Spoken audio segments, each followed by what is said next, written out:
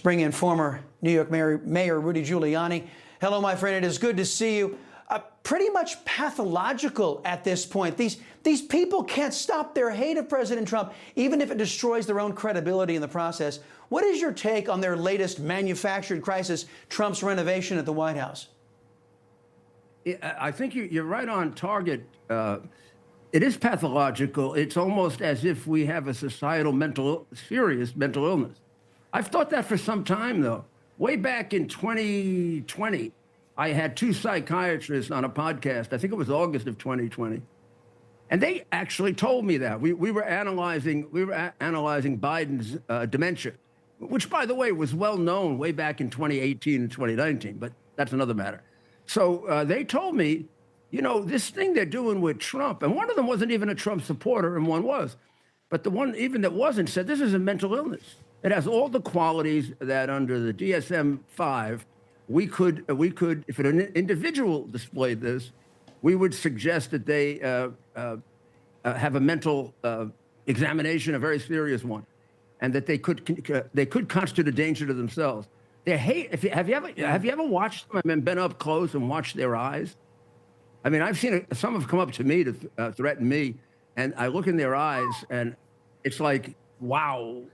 I mean, and I've been in politics, and I've gone after the mafia, and I've gone after terrorists, and I've gone after even Nazis, real Nazis, you know, the ones that really existed, and sent them off to their execution.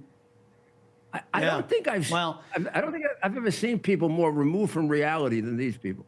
They're completely, and I guess the definition is being removed from reality. You know, I'm Rudy Giuliani, but I think I'm George Washington. That's pretty benign. Or I'm a man, and I think I'm a woman. That's pretty serious, right? Yeah. I mean, so yeah. Well, it's pretty much a hallmark, Mr. Mayor, of these Democrats. Pretty much a hallmark of where they've gone. Yeah, you know, and I want to turn to what they've done to your beloved city. Let's turn to the decaying city of New York. The mayoral election is just days away. Current Mayor Eric Adams just throwing his support behind disgraced former Governor Cuomo. Later, we're going to be talking with Dick Morris, who says if Cuomo can come close to splitting that Democrat vote, that Republican Curtis Sliwa has a chance to pull off an upset here. What is your read on the race? Well, I'm currently endorsing Curtis, as I have in the first race and forever. Curtis is one of my earliest supporters, and I'm one of his earliest supporters, way back when I was U.S. Attorney, and he was helping to guard the city, which was actually even more dangerous than it is now. Curtis is a very, very fine man, and he's a much more accomplished man than people realize. They know how brave he is and how he helped with the streets of the city. They have no idea that he runs a worldwide organization that's probably saved more bad kids than any.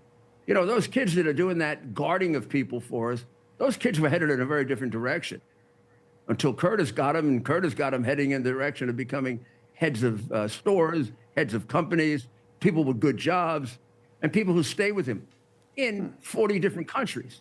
This is a guy that can run an international organization.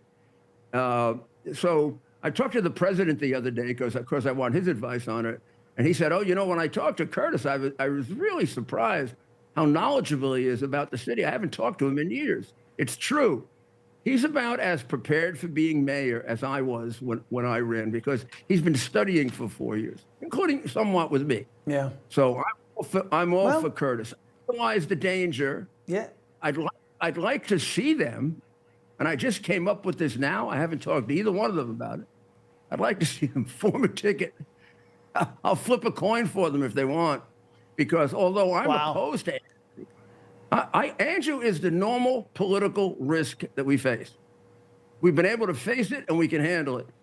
I also think there's a part of Andrew that has some very good ideas, and then he gets swayed by politics. So in the right circumstance, and compared to Mondami, they look like George Washington and Abraham Lincoln. I mean, it's unbelievable. I mean, this guy. That's true. No.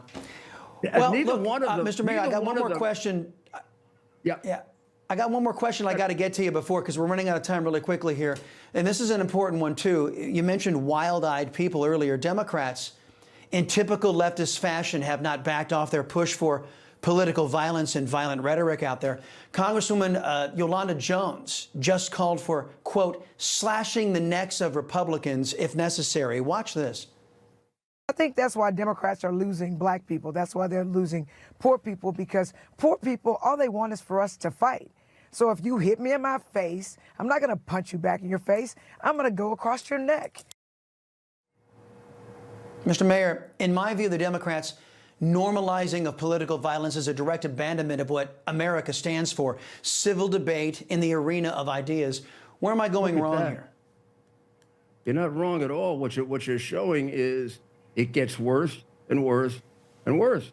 I mean, I didn't think it could get worse than that candidate in Virginia who is fantasizing about the head of the Republican legislature dying and then his children dying with him. And then when he's asked, "Are you just kidding? Is it a joke? Is it?" You know, sometimes people say, "I want to kill him." He was given an opportunity twice to say it was just. He said, "No, I want him dead. I want him dead." Yep. He wants to be the AG of the state, and the other two candidates, the lieutenant governor and the governor, support him completely. Well, what kind of state is that going to be? They're going to go around killing people? I mean, and they're actually leading in Virginia, one of our early states, maybe our first state, right? I mean, it got to be the Jefferson, Monroe, Madison. They got to be turning over in their graves, going nuts at this point. Yeah, I would think so. Rudy Giuliani, Mr. Mayor, it's always great catching up with you. Nobody Come back covers soon. it. Nobody covers it clearer than you do, my friend. Thank you, sir. I appreciate it. You know, folks, I thank God for my wonderful wife, my kids, my country, the greatest nation ever. And Americans like you who believe in the truth, the Chris Salcedo Show will never stop fighting for you. The Chris Salcedo Show, for the news you need to know.